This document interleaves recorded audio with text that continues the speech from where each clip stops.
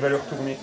Ok, bravo. Le numérique sous toutes ses formes, accessible à tous, même en milieu rural. L'actu en bref, c'est tout d'abord ce nouvel événement proposé ce vendredi à Certigny par les Petits Débrouillards, mouvement associatif d'éducation populaire, en partenariat notamment avec l'État et la communauté d'agglomération d'Épinal.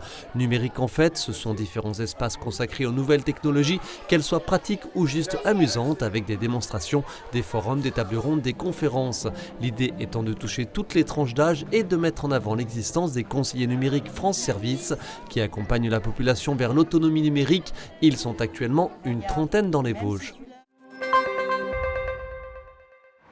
Accompagner les propriétaires de logements dans leurs projets de rénovation énergétique ou de travaux d'accessibilité, c'est la mission de l'association vosgienne Solia, basée à Épinal. Une aide qui passe par la réalisation d'un diagnostic complet de l'habitation, l'estimation du coût des travaux ou encore la recherche de financement. Mais Solia, c'est aussi depuis plus d'un an une agence immobilière solidaire qui sécurise et simplifie le parcours locatif, met en relation les propriétaires privés ou publics, collectivités par exemple, et les locataires, et apporte même des garanties financières en cas d'impayé.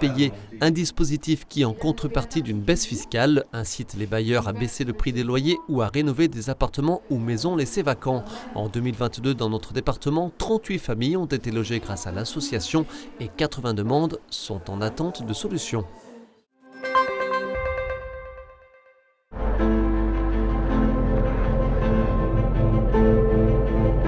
Elles peuvent prendre différentes formes, des mots qui semblent anodins, puis des actes d'une toute autre dimension. Les violences sexuelles et psychologiques dans le domaine du sport étaient au cœur des échanges de cette conférence de sensibilisation samedi dernier à Thaon-les-Vosges. Près d'une centaine de personnes, encadrants, bénévoles, présidents de clubs, venus s'informer sur ce fléau. Une initiative de l'ES Thaon Central qui compte près de 2000 licenciés et qui avait convié l'association Colosse au pied d'argile.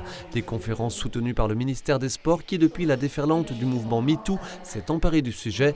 Le témoignage de la patineuse Sarah Abitbol avait entraîné un flot de révélations dans de nombreuses disciplines.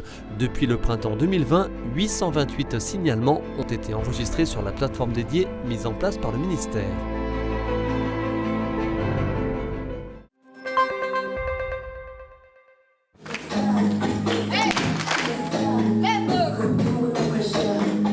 Sur un rythme de street jazz qu'une cinquantaine de sportifs venus de tout le département a suivi ce stage de danse au gymnase Lapic à Épinal dimanche dernier.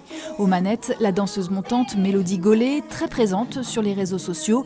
Ancienne de l'école Tendance, elle s'est prêtée au jeu d'une chorégraphie pour à son tour partager son savoir-faire.